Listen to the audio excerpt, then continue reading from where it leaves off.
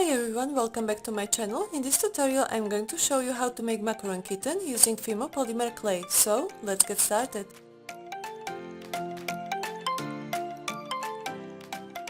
We start by molding two purple halves of the macaron and making a texture.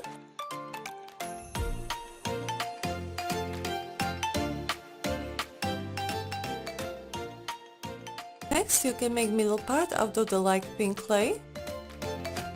To make a kitten's body, I choose to use white clay. We roll ahead and make triangle-shaped ears, then body, tail and legs.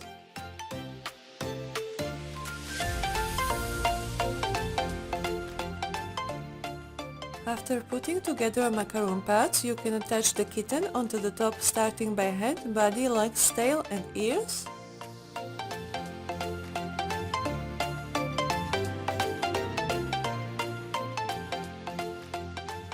I decided to use brown clay to make the mouth and eyes. For the cheeks you can use pink clay. Next I use cotton buds to finish the ears. You can bake the finished figurine in your oven according to your package's instructions. After the baking I added 3 layers of gloss varnish to make it super shiny and protected. This is how my finished Macaron Kitten looks like.